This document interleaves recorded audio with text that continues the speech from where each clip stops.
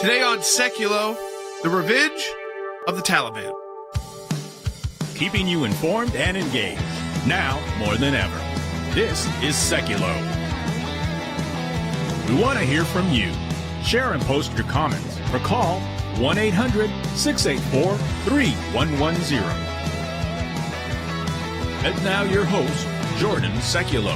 Hey, welcome to Seculo. Folks, we got a special broadcast for you today. We started documenting the Afghan withdrawal and what became a disastrous withdrawal of U.S. troops from Afghanistan, resulting in the loss of life, of course, of our U.S. troops, but also a horrendous catastrophe inside Afghanistan that continues on to this day. The persecution of religious minorities like Christians, but also the treatment of women.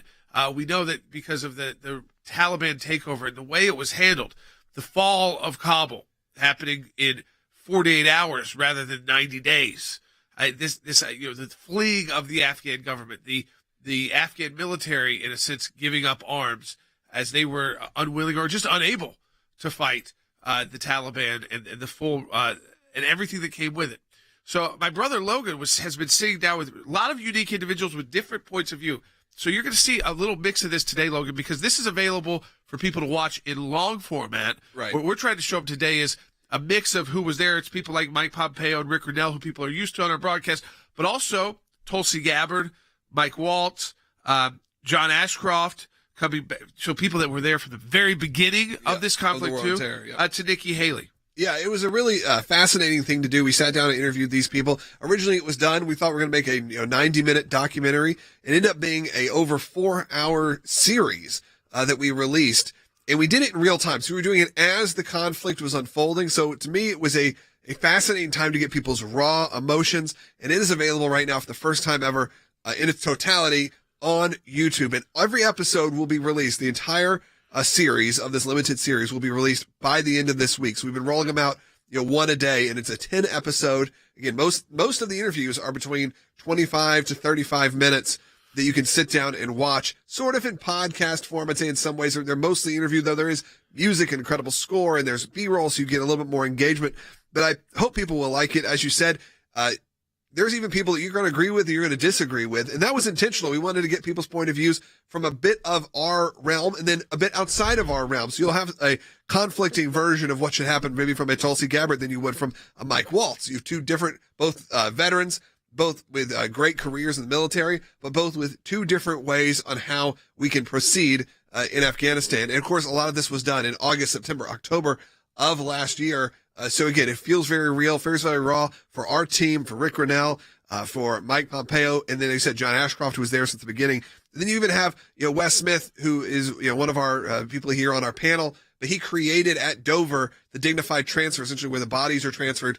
If you're fallen in warfare, if you're fallen, you're brought over in this whole situation. He explains how that entire project was created and how running that was obviously an incredible emotional experience. So really great insight, very interesting. And like you said, it's available on our YouTube channel. Yeah, so people, again, it's on our YouTube channel. That's youtube.com/official ACLJ. Shows the production that we do in this longer format, longer discussion than you can even do. We always talk about radio, how we can have a longer discussion than cable news. This is a longer discussion than we can even do on our broadcast, sitting down with one individual, uninterrupted, and talking. You're going to people who were there in the White House from the day that war began, from people who were fighting in that war, people who were dealing with the bodies coming back from the war, American soldiers, and who were still active duty, who were representing the U.S. at the UN. This again, you see it from so many angles, and we now know this was foreshadowing some pretty disastrous international policy, foreign policy, and military decisions by the Biden administration, some we're living with right now as we speak. But I encourage you, as you see this special broadcast today, to support the work of the ACLJ. This shows more of our breadth, more of what we're able to put together, and the people we have access to. Support our work at aclj.org. Double the impact of your donation this entire month of March. We have a group of donors. They'll match every donation that comes in through the month of March. So a $20 donation is like $40, $50 is like $100 at aclj.org. Donate today if you're financially able to at aclj.org. We'll be right back.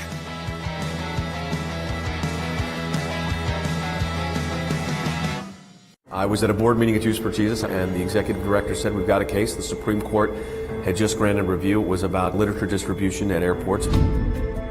We wanted to have the Bible study meet in the school, but it turned into a problem when the principal said, no, you can't have it. I told her that I wanted to sing Noel, and she said, the principal said that we can't have anything to do with Christ in our songs. We marched around the country defending evangelism in Chicago, in Boston, in New York, Atlanta, Texas, Southern California, Northern California, and points in between. We got a letter one evening from the IRS saying they wanted all this information that we all knew immediately was not right. How do you fight the government? How do you fight the IRS? Tea Party groups say they're being targeted by the Internal Revenue Service, and they're enlisting the aid of the American Center for Law and Justice. They were trying to shut groups down that they disagreed with. This was very, very serious. The federal courts do not need to become monitors of state trespass actions, and that's all this is. We were looking for the right to speak our minds and our consciences, and we won that right today. Religious persecution is a situation where your life is literally put in jeopardy simply because of what you believe. Can you help? Can you do something? He's on death row, and so we launched an international campaign. His freedom now rests solely on diplomatic efforts by the United States government and world leaders dedicated to human rights. The release of Andrew Brunson. He is the American evangelical from North Carolina, held in Turkey for more than 2 years. There was an Air Force plane that came from Germany that had been on standby. We're flying, and they finally left Turkish airspace. It's like, okay, we're really out of Turkey and free again.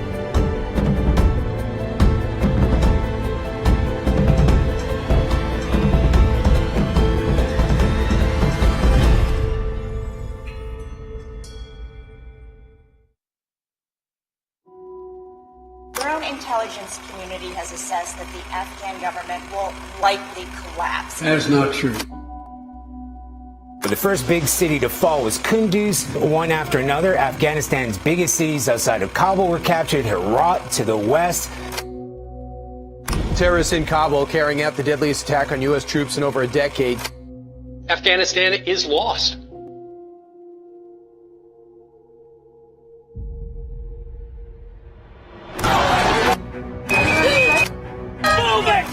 Freedom came under attack.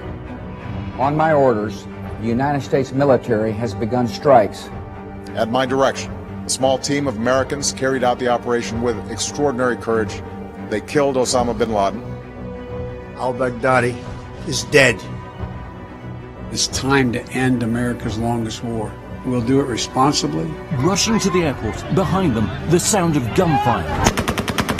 Deliberately. Countless Afghans who helped American troops were left behind. And safely. Afghans by the thousands desperate to escape life under the Taliban.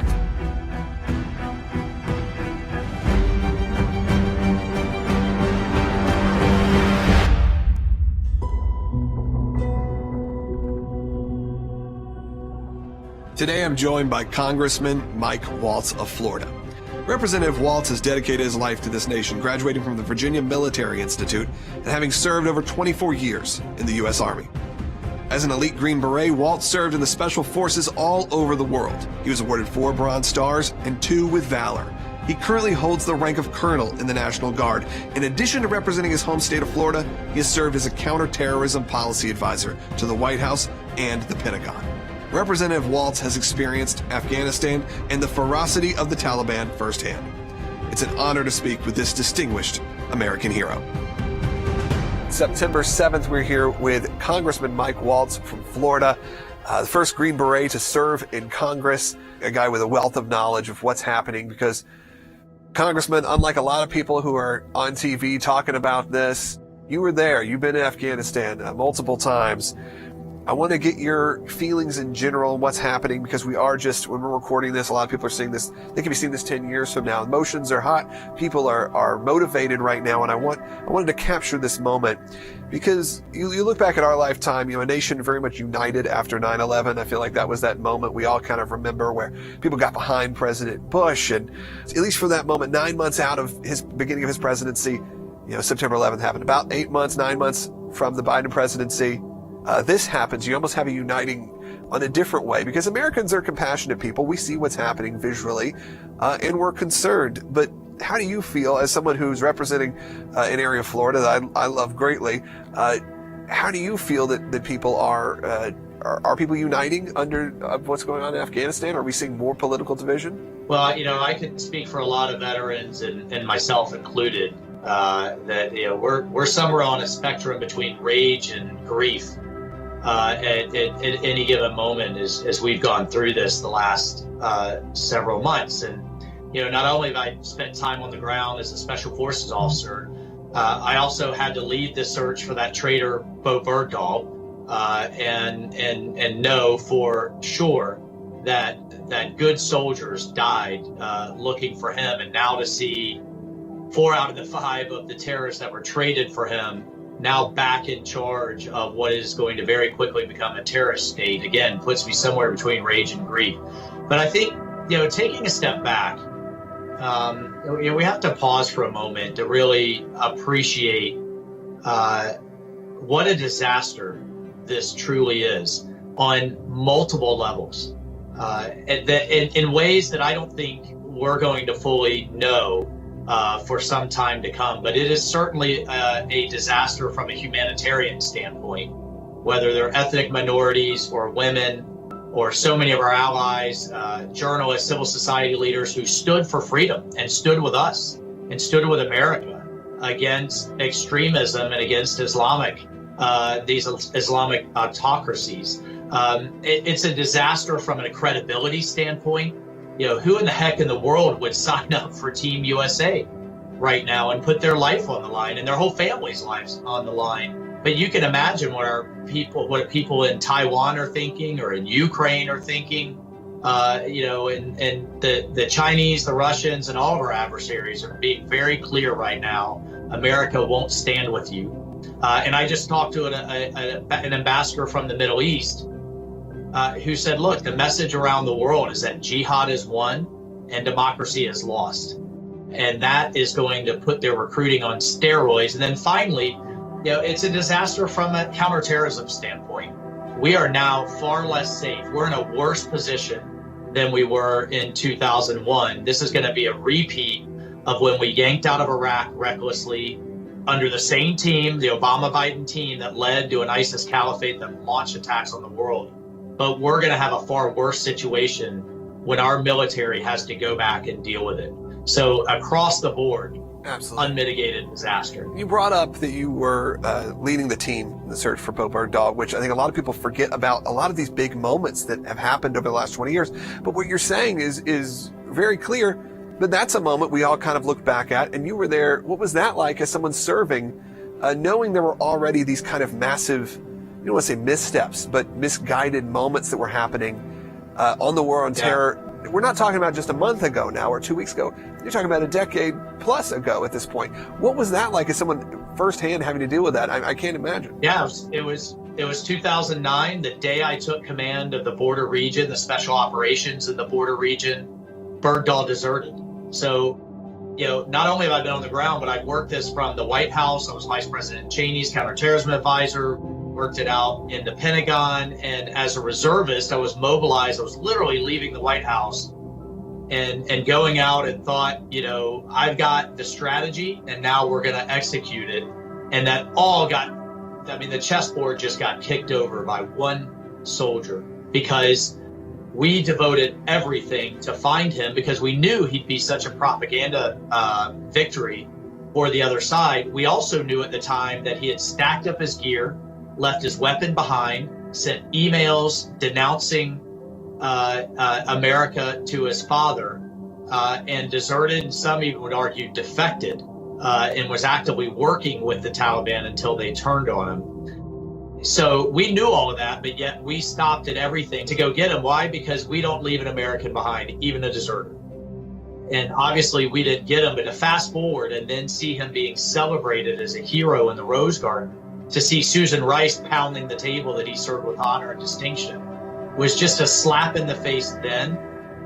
And to now see the Guantanamo, these are the Taliban's top draft picks that the Obama-Biden administration traded for him, to now see them in charge of what is going to be a terrorist mega state with Al Qaeda that is going to come roaring back from people that we had in Guantanamo and they gave away.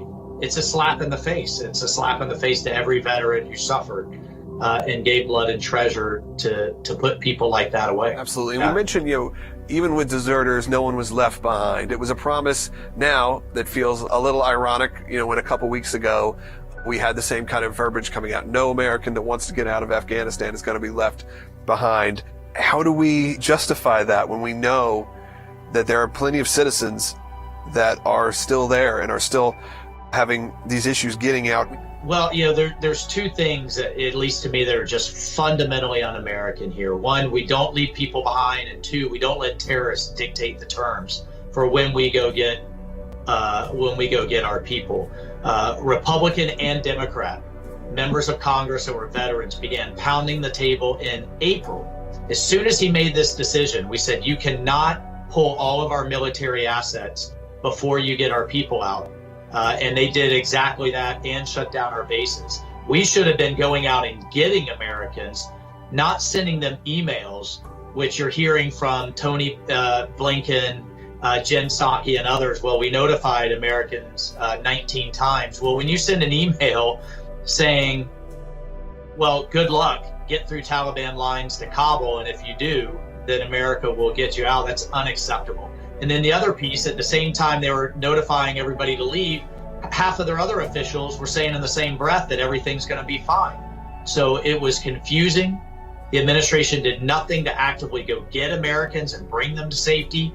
Fortunately, thank God, so many veterans organizations sprung up in a grassroots-like fashion to take charge where this administration failed to lead. My own congressional office and so many others turned into operations centers with our staff on night watch and literally guiding people through Taliban checkpoints. It's just a mix of incompetence, I think, frankly, heartless apathy, and naivety. Folks, let me take a minute of your time here because this is a really critical month for the ACLJ. When we launch in the new year, the first month of March, it's a matching challenge month. It's when you hear us more often. We don't do it a lot on our broadcast, but these months it is important because the ACLJ, of course, is a 501c3 organization. We exist because of your financial support. This broadcast, all of our attorneys, all of the cases, all of the work we do here in the United States and around the world, including our work in Israel, our work in the Middle East, our work on behalf of persecuted Christians. Be part of our matching challenge at aclj.org today.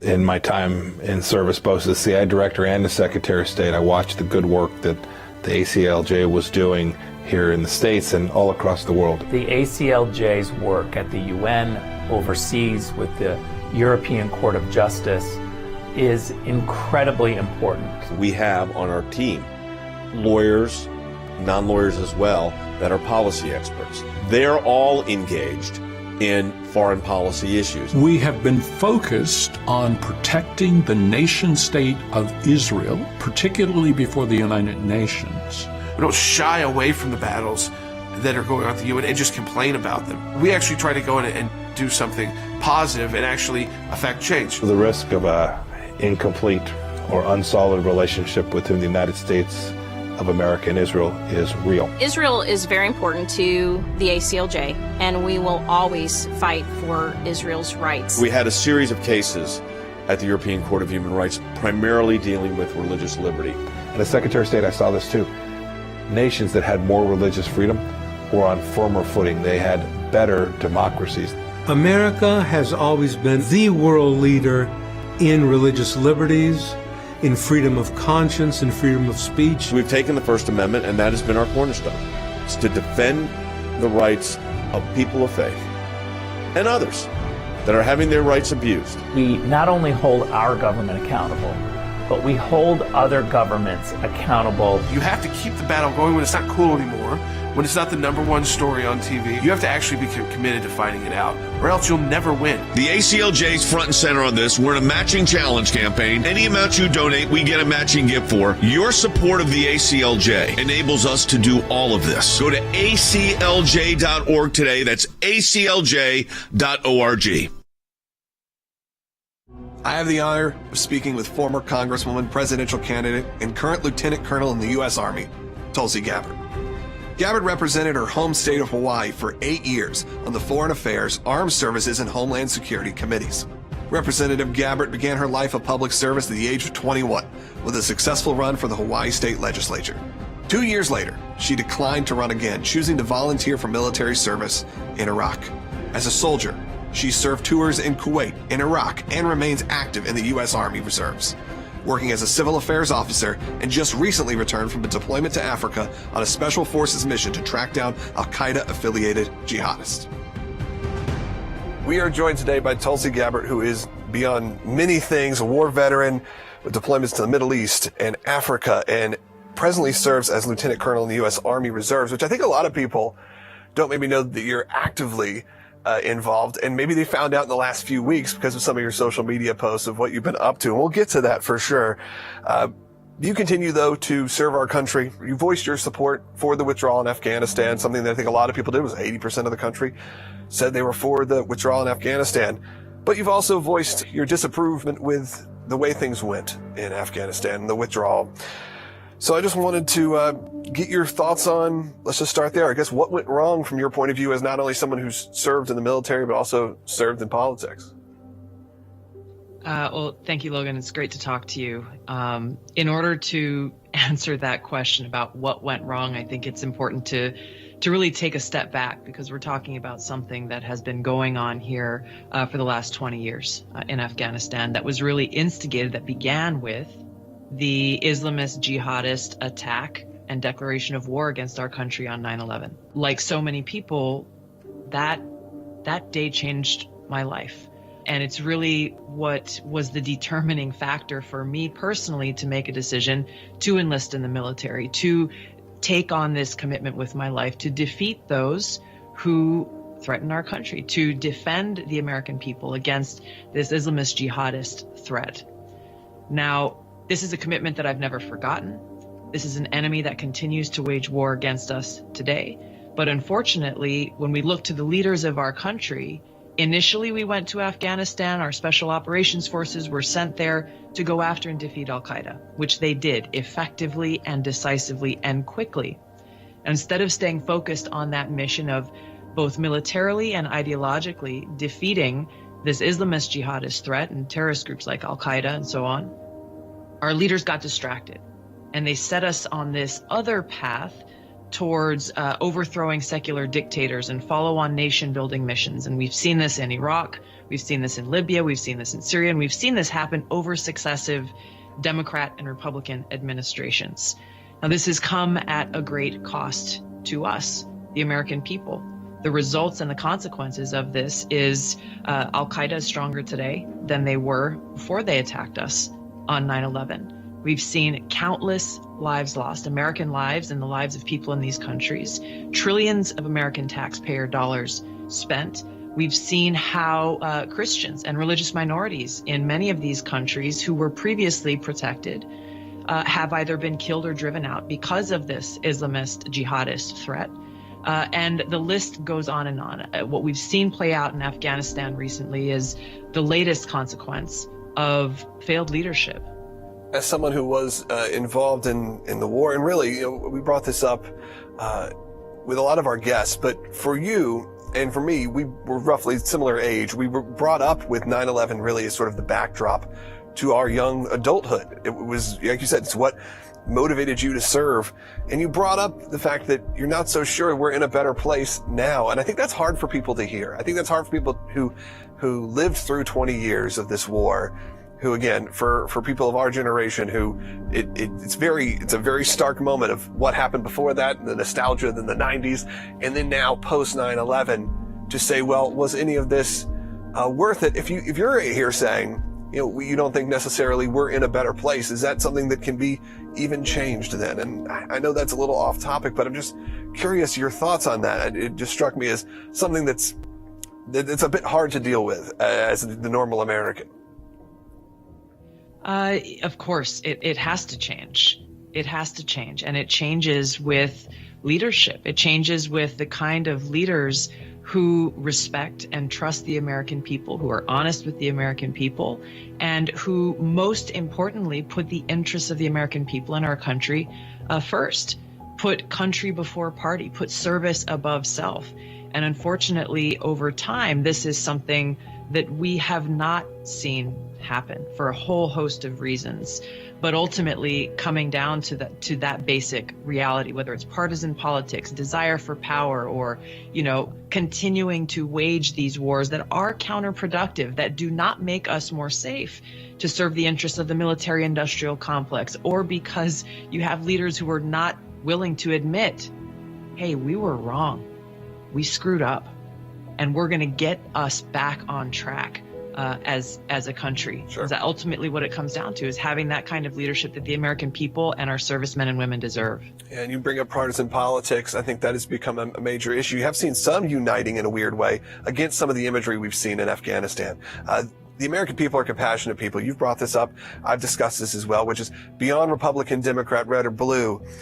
There is a want to unite, but this time, unlike after 9/11, where people like you decided you were going to serve, there was almost a uniting, even from the conservative news and from the liberal news, from red and blue media, if you will, saying the images coming out of Afghanistan and this horrifying ending is something we can't live with as a society. Yeah, as you said, Logan, I and so many others understood that this withdrawal from Afghanistan needed to happen. Frankly, it should have happened a long time ago. We should never have embarked on this attempt to build a mini America in Afghanistan. That effort was destined to fail from the outset. However, the way that this withdrawal was carried out was an abject failure and a tragic disaster. And that's really the case here, in understanding that there's a few different things that we're looking at. We were never going to stay in Afghanistan forever. This withdrawal needed to happen. Unfortunately, our leadership did not listen to the commanders on the ground who months before the withdrawal actually occurred and the evacuation operation occurred, were warning about what would eventually happen, the failure of the Afghan government, that this massive evacuation of civilians would need to occur. They saw that this is what would happen, and unfortunately leaders at the very top either ignored them or didn't even pay attention to what was really going on. Folks, let me take a minute of your time here, because this is a really critical month for the ACLJ. When we launch in the new year, the first month of March, it's a matching challenge month. It's when you hear us more often. We don't do it a lot on our broadcast, but these months it is important because the ACLJ, of course, is a 501c3 organization. We exist because of your financial support. This broadcast, all of our attorneys, all of the cases, all of the work we do here in the United States and around the world, including our work in Israel, our work in the Middle East, our work on behalf of persecuted Christians. If we're representing a governor or a state because of a pro-life law, if we are, again, representing the Heritage Foundation in a fight against the employer vaccine mandate, all of those cases we're able to do because of your financial support.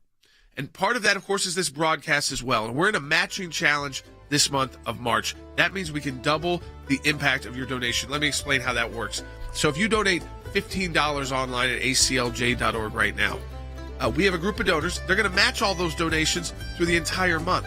So your $15 triggers a $15 match. So it's like $30 for us. Be part of our matching challenge at aclj.org today.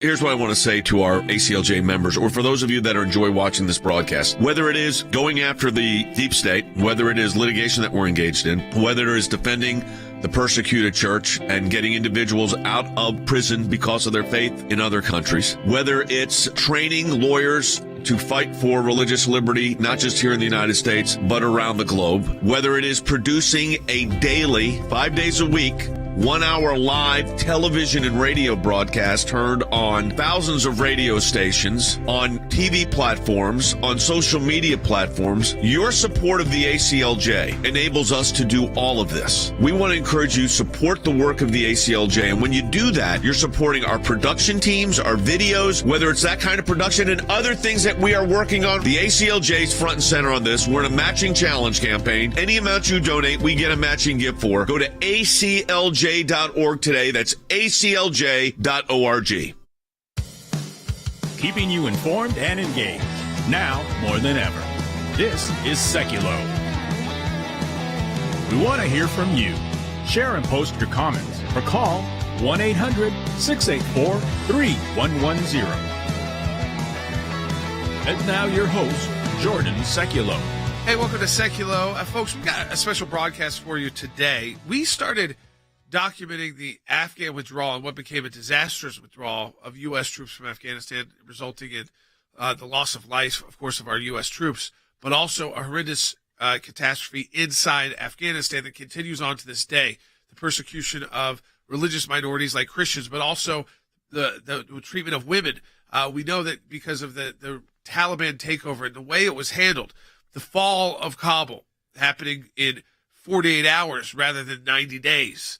The fleeing of the Afghan government, the Afghan military, in a sense, giving up arms as they were unwilling or just unable to fight the Taliban and the full and everything that came with it. So my brother Logan has been sitting down with a lot of unique individuals with different points of view. So you're going to see a little mix of this today, Logan, because this is available for people to watch in long format. Right. What we're trying to show up today is a mix of who was there. It's people like Mike Pompeo and Rick Grinnell, who people are used to on our broadcast, but also Tulsi Gabbard, Mike Waltz, John Ashcroft, so people that were there from the very beginning of this conflict too, to Nikki Haley. Yeah, it was a really fascinating thing to do. We sat down and interviewed these people. Originally, it was done. We thought we were going to make a 90-minute documentary. It ended up being a over 4-hour series that we released, and we did it in real time. So we were doing it as the conflict was unfolding. So to me, it was a fascinating time to get people's raw emotions, and it is available right now for the first time ever in its totality on YouTube. And every episode will be released. The entire series of this limited series will be released by the end of this week. So we've been rolling them out, one a day, and it's a 10 episode. Again, most of the interviews are between 25 to 35 minutes that you can sit down and watch, sort of in podcast form. I'd say in some ways they're mostly interview, though there is music and incredible score, and there's B-roll, so you get a little bit more engagement. But I hope people will like it. As you said, there's even people that you're going to agree with, that you're going to disagree with. And that was intentional. We wanted to get people's point of views from a bit of our realm and then a bit outside of our realm. So you'll have a conflicting version of what should happen maybe from a Tulsi Gabbard than you would from a Mike Waltz. You have two different, both veterans, both with great careers in the military, but both with two different ways on how we can proceed in Afghanistan. And of course, a lot of this was done in August, September, October of last year. So again, it feels very real, feels very raw for our team, for Rick Grinnell, for Mike Pompeo, and then they said John Ashcroft, who was there since the beginning. And then you even have, Wes Smith, who is, one of our people here on our panel, but he created at Dover the dignified transfer, essentially where the bodies are transferred.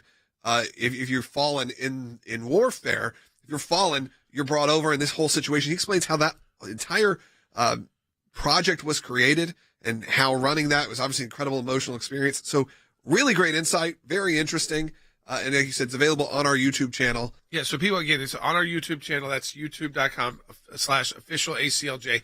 Shows the production that we do in this longer format, longer discussion than you can even do. We always talk about radio, how we can have a longer discussion than cable news. This is a longer discussion than we can even do on our broadcast, sitting down with one individual, uninterrupted, and talking.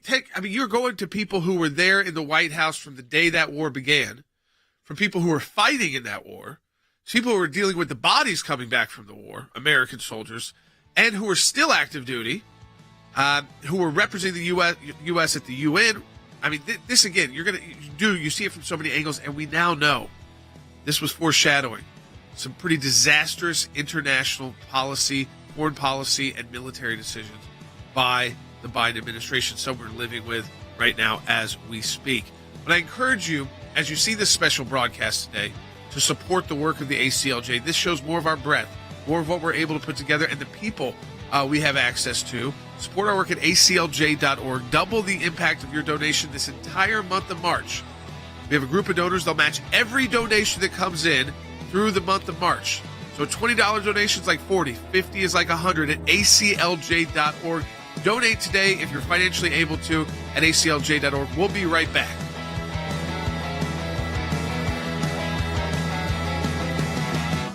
When we see something, when we hear something, when we're concerned about an issue, we don't just talk about it. We do something about it. And that goes to our Government Accountability Project. The things that are important are knowing where to look and who to look at. What we're trying to do is get information that we, the people, are entitled to. We sort of call them puzzle pieces because we don't know which ones we're going to need in the long run. But you gather all the puzzle pieces together, and then you start to put them together to uncover the truth, really. The Freedom of Information Act, that's a statute that allows us to get information from the government. Starts with a letter from our offices in Washington to these agencies. And it says, give us this information on these topics. And generally, they don't. And then we go to court. We go through a series of lengthy negotiations back and forth about what they'll give or what they won't give. We may get tons of information that's redacted, and we have to then go back and say, you redacted too much. We can't really find out what you're giving us because it makes no sense. So it goes through a process of litigation. That is how you get information, and that office is going to be more active now more than ever. The ACLJ has been extremely active in vigorously seeking to hold these bureaucrats accountable. We have filed hundreds of FOIA requests. We have received over 20,000 pages of documents in our litigation. How was our government operating? What were they driving at? What was their agenda? What was their motive? And I will tell you, I mean, sometimes the picture that it paints is one of terrific abuse. You're finding a nugget in a gold mine. Occasionally you'll come up with something that is really a bombshell, but you have to persist in doing it, and that's what we do. That's a little bit of what we do through our Office of Government Accountability, and of course that comes under our Office of Government Affairs.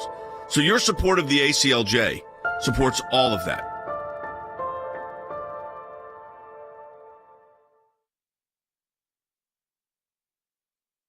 Today I'm sitting down to talk to my dad, Jay Sekulow, Chief Counsel of the American Center for Law and Justice and the European Center for Law and Justice. My father is an accomplished and internationally respected judicial advocate and has presented oral arguments before the Supreme Court of the United States numerous times. He defends the Constitution, constitutional freedoms, and especially those involving religious liberty. He's also addressed the United Nations in defense of the State of Israel. The National Law Journal named him one of the 100 most influential lawyers in America. He is also the New York Times best-selling author of multiple books, including The Rise of ISIS, and has been honored for his work defending human rights and religious liberty around the world.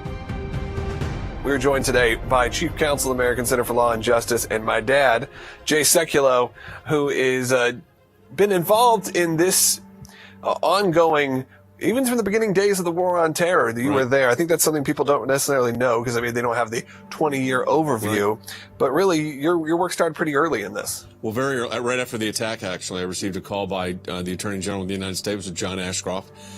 He asked if I would assist in the drafting, especially on the constitutional issues of what was called the Patriot Act, which allowed governmental agencies to share information regarding terrorism with other governmental agencies inside the United States. It had been pretty much siloed before then. If the CIA knew something, they weren't sharing it necessarily with the Defense Department. If the FBI had something, it wouldn't necessarily go to the CIA. So General Ashcroft asked a group of lawyers, it was me, Ken Starr, Viet Din, Paul Clement, others, to look at improving the law so that our capabilities could shift, because we had to go from a law enforcement capability, which is what the Department of Justice primarily did, to a counterterrorism approach. And General Ashcroft was instrumental in that, and I was fortunate enough in horrible circumstances to be able to work with him on the Patriot Act. Yeah, the Patriot Act has been something that's been brought up many times throughout the years for good and bad. People have expressed. Now, there are administrations who maybe have used the Patriot Act to overreach, it seems like, at times, to not use what it originally intended was for. Originally we had sunset provisions in the act because I don't think anybody anticipated that 20 years after that act would pass, that we'd still be engaged in this kind of war on terror that we are.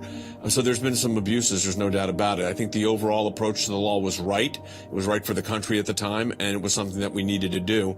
And I think it prevented other future attacks. But you got to put yourself back into those days right after September 11th. When I was in Washington, I'm still seeing, from our apartment, you don't remember this, but from the apartment on Pennsylvania Avenue that we had, you looked at the Pentagon and you saw the smoke for days. Yeah, so it was a different time. It was even a different time for America. We brought up this with a lot of our guests, which is it felt like a very unifying moment. Now and again, for those who have watched this series, they know that I've asked this question before, but it's 9 months into a presidency was the September 11th attack. Under the Bush administration, we saw a big uniting of the country, all of us aggressively against what was going on in Afghanistan, and inevitably things happened in Iraq. There was more division there.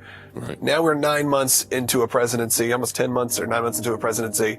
So roughly the same amount of time has passed from when George W. Bush took office to September 11th to when President Biden took office to the what ended up being the very failed pullout of Afghanistan. Yeah. And you kind of see people not uniting in that way. Maybe uniting, there maybe is finally some agreement but not towards a political party. It's an agreement that this was just an egregious disaster. No, it wasn't. Look, a lot of the Republicans and Democrats wanted to get out of Afghanistan. We'd been there 20 years.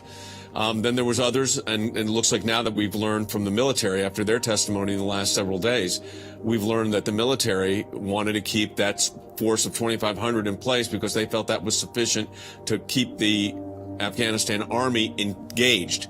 It was the fall of the Afghan army that really created the problem, but it was the fall of the United States intelligence community that didn't anticipate what was going to happen here. And there's been very serious geopolitical consequences of this.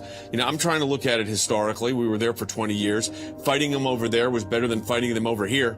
And their intent was to bring it to us. They did bring it to us 20 years ago. They brought it to the United States. We had to deal with it in the United States. I'll never forget, this is part of the 9/11 experience, the horrible aspects of it. We then had the anthrax attack. You remember that? Your brother and I were in Washington. I was in the Supreme Court building, the Department of Justice, and the White House, all three of which had anthrax. The whole mindset was different. You went in Washington, D.C., you saw on the streets. I went to dinner with Stuart Roth from our office and Jordan, who was in school then. And we went to Blackie's Steakhouse, a famous steakhouse in Washington, D.C. And on the corners of the streets were tanks. Right. It was a different time. Today I'm speaking with ACLJ senior military analyst and chaplain, Colonel Wes Smith. Colonel Smith is a highly decorated veteran who served 26 years in the Army, including combat deployments in the Middle East. Colonel Smith served as the senior Army chaplain at Dover Air Force Base and the Dover Port Mortuary, as well as a senior ranking Army chaplain for overwatch of all casualty operations. Wes also redesigned the casualty notification system for the entire Army. Among his numerous awards and decorations are the Global War on Terror Medal, the Saudi Arabia Liberation of Kuwait Medal, and the Kuwait Liberation Medal. He is also an Episcopal priest affiliated with the Diocese of Atlanta. We are just about a day removed from the really heartbreaking moment that a lot of us watched happen live of the bodies and the remains of our fallen servicemen returning back to American soil to Dover Air Force Base. And again, it was a moment that was hard to watch, was important to watch. And I wanted to start this off by bringing in someone who maybe would know more about this type of situation than probably just about anyone. And that is retired chaplain and Colonel Wes Smith, who works with the American Center for Law and Justice in many different capacities. But Wes, I wanted to talk to you specifically today because this was part of your duty at Dover, but for a lot of people, they don't even know the background. So why don't you give us a little bit your background on that, but also why these moments happen? Why does it feel like in somewhat it was a very public kind of display? whenever anyone is killed overseas, to include civilian contractors, members of the CIA, as well as military service personnel, they are brought back through the Dover Port mortuary. But up until 2009, there were no families, and generally speaking, there was no media. President Obama, just a few months into his first term, said that, of course, casualties were high then. Iraq war was going on as well as the Afghanistan war. And he said, families should be allowed to come and to actually witness the final homecoming of their loved one at Dover Air Force Base at government expense. And yet, when he made this decision, two things had not happened. There were no facilities there to really accomplish this. We had a mortuary, but no place for families. And then also the casualty notification process had not been revised since the first Gulf War. So I was assigned to the Pentagon and then ultimately assigned to Dover Air Force Base to do two things. And that was, first of all, to totally rewrite the casualty notification system so that it was more uniform. With the advent of social media and cell phones, which were not around during the first Gulf War, we had to change how families were notified. So when I initially got there, I worked on the casualty notification system and then also ensured that training took place Army-wide so that when casualty teams go out now, they go with a casualty officer, notification officer, as well as a chaplain, a two-person team. And that's how they're notified. It's really important. There are a couple of things that a lot of people don't know. It's not called a ceremony because a ceremony somehow we felt like degraded what was going on there. This is a service member's final homecoming, and his family is there to witness something that is very, very sacred.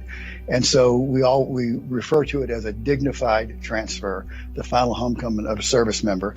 So we began doing that almost immediately, but we had to work on the facilities. We also built a chapel meditation room, and then we took an existing building and we made it into what is called the Center for the Families of the Fallen. It's like a reception area that you would see in a funeral home, only much, much larger, very, very elegantly appointed. There are always representatives of our government who come, who greet the families, and who take part as the official party on the tarmac for the dignified transfer.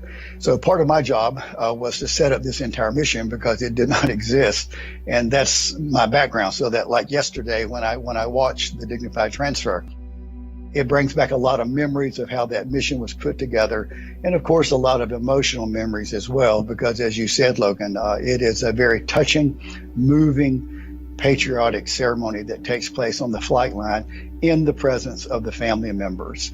My team and I came up with what we call the gold standard. This is part of what I briefed the dignitaries, GOLD. The G stood for greet the family. The O stood for offer condolences. The L, listen. And then D, don't be defensive. Because frequently, as we saw over the weekend, families are angry. They're angry at what happened. They're angry at what life has thrown at them. And sometimes they're angry at the government or at the president or whomever. And so that last part is so important. And most of the people that I dealt with, and I dealt with a lot of people from D.C., they followed that advice, the GOLD, greet, offer condolences, listen, don't be defensive, very, very well. Folks, let me take a minute of your time here because this is a really critical month for the ACLJ. When we launch in the new year, this first month of March, it's a matching challenge month. It's when you hear us more often. We don't do it a lot on our broadcast, but these months it is important. Be part of our matching challenge at aclj.org today.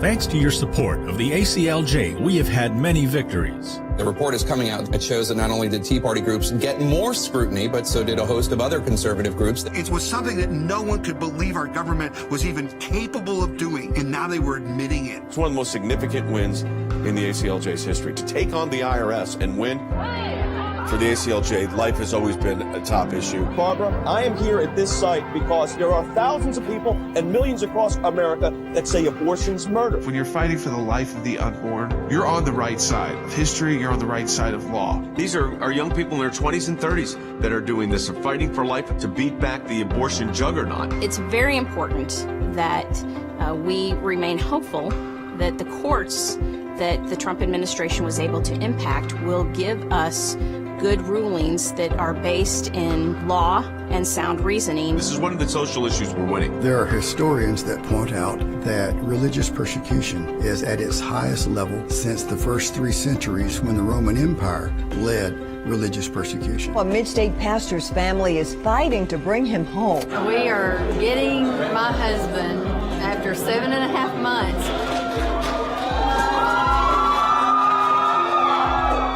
Turkey should not get away with holding my father one more day. When Brunson was finally released, who meets him at the airport at 2:30 in the morning? Rick Brunell. I saw Pastor Brunson walk down the stairs of the plane. I was filled with emotion. I told him that we were praying for him. The American people never forgot about him. I'm thankful, I'm grateful, and actually I'm astounded. We need your help as we continue this work here in the United States and around the world. Join the matching challenge today, and your tax-deductible donation will be doubled.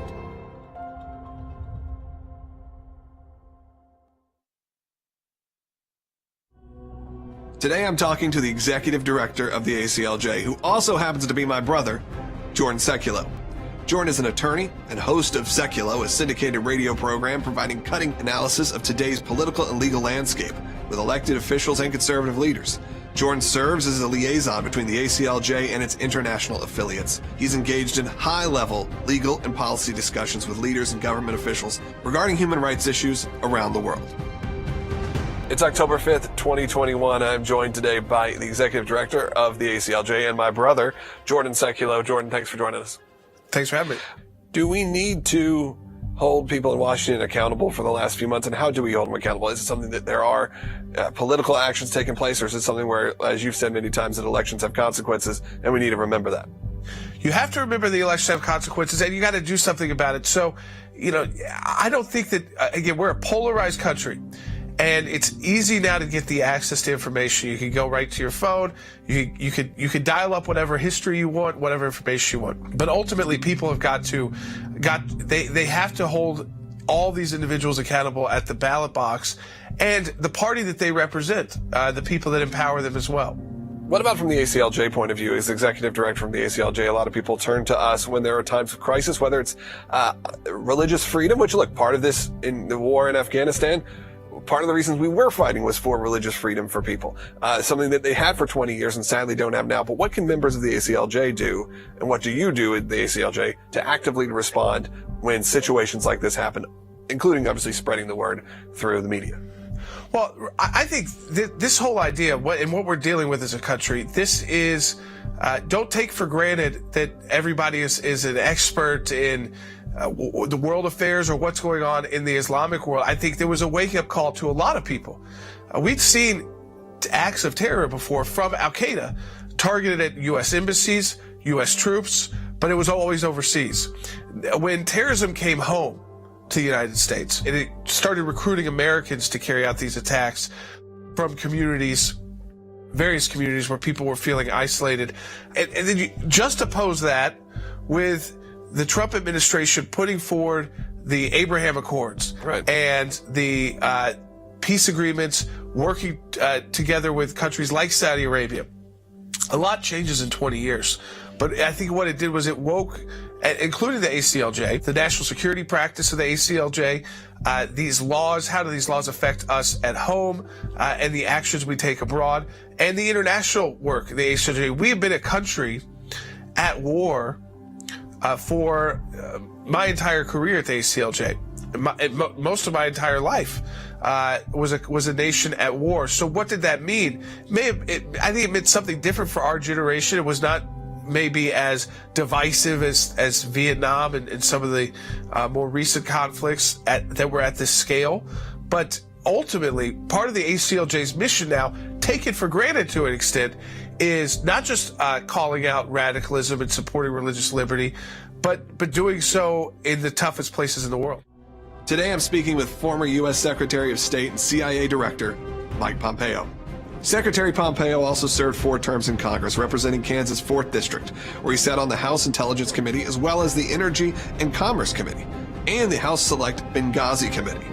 Pompeo graduated first in his class at the United States Military Academy at West Point and served 5 years in the U.S. Army. Secretary Pompeo is currently the Senior Counsel for Global Affairs at the ACLJ and possesses unparalleled experience regarding U.S. foreign policy, including dealing with Afghanistan. It's September 7th, 2021, and we are joined by Secretary Mike Pompeo, who is going to talk a bit about not only his role in the previous administration, but also, looking back on the history of Afghanistan and the Taliban and sort of what's unfolded in the last few weeks. But what about for our allies, who clearly, a lot of them in the EU and even in the UK to some extent, people were thrilled to see President Biden be elected. Times are changing. A lot of respect is lost there on the global scale from our allies. They're concerned. Look, I don't know if they should be, honestly, maybe giving us the only ownership of the world as they do. We're saying, we have to protect. We don't know if we can believe that the Americans are always going to be there for us. But for you, how do we gain that respect back from our allies? Some of them very powerful, like the United Kingdom, some of our strongest allies who are publicly having MPs come out and say, we don't know if we can trust that American superpower is going to be the one to help and back us up. Two things I know for sure. Words won't get it done. No great speech in Brussels, no remarks at the United Nations are going to solve this credibility problem. Second, actions matter. So you can hypothesize a number of things the administration could do. Right? The NATO folks are wondering why on earth it was they were prepared to do work that we weren't prepared to do to get their folks out. We should demonstrate to them that we, in fact, are. Those tools are still within our ken, within our power. You can imagine another place, the people of Taiwan. You can imagine doing things for them. How about delivering on some of the equipment that the Trump administration sold to them? Actually have it show up. Things that would demonstrate real American resolve to defend American interests around the world. It's not going to take sending our young men and women to do that. It's just going to take delivering against the set of promises that we have made to these friends and allies and partners. I'll give you one more. How about this? How about stop traveling to Vienna to meet with the Islamic Republic of Iran just for a moment? The Iranians have now launched missiles out of Gaza Strip into Israel on this administration's watch. You could imagine saying, well, that's just unacceptable. We are no longer going to negotiate with you. The simple things, but real deeds. And you brought up that there was a relative calm that happened. I think a lot of people forgot. And I tried to bring it up often whenever I was debating personally with many of my friends or even publicly on our radio broadcast saying, listen, you're all forgetting about the situation in Israel, what it was like under the Obama administration. You're all forgetting about ISIS. Like, it feels like because the Trump administration was so strong and so defeated ISIS very quickly and rapidly, our memories are not very long. And people stopped thinking about it. And it didn't become a big talking point. And maybe it should have. Maybe this should be something that conservatives next time around are running on, saying, no, remember what happened here? This is something quickly we as Americans can forget, that the Middle Eastern crisis ends up meaning our country also gets involved and our country ends up in crisis. I hated that it didn't become a bigger issue even during the last election. It's certainly the case that we all want to turn our attention to the things at home, to our churches, to our faith communities, to our schools. Right. Those are the things that affect our lives every moment. But you're absolutely right. We can't forget what it means if there's chaos around the world. It doesn't mean we have to police it all. It means that America needs to be out there demonstrating resolve and leadership. We created the Abraham Accords without sending a bunch of folks into the desert to go fight and die. We created a set of alliances that built out peace and stability there in the way that no one believed that we could possibly do. Those are the kind of things I hope people will remember and consider as we go to the ballot box and elect city council people and sheriff's offices and all of that good stuff. Remember that these conservative ideas about our founding and our republic are central to the very peace and prosperity here at home that we count on. Folks, let me take a minute of your time here because this is a really critical month for the ACLJ. When we launch in the new year, the first month of March, it's a matching challenge month. It's when you hear us more often. We don't do it a lot on our broadcast, but these months it is important because the ACLJ, of course, is a 501c3 organization. We exist because of your financial support. This broadcast, all of our attorneys, all of the cases, all of the work we do here in the United States and around the world, including our work in Israel, our work in the Middle East, our work on behalf of persecuted Christians. We're representing governor or state because of a pro-life law. Be part of our matching challenge at aclj.org today.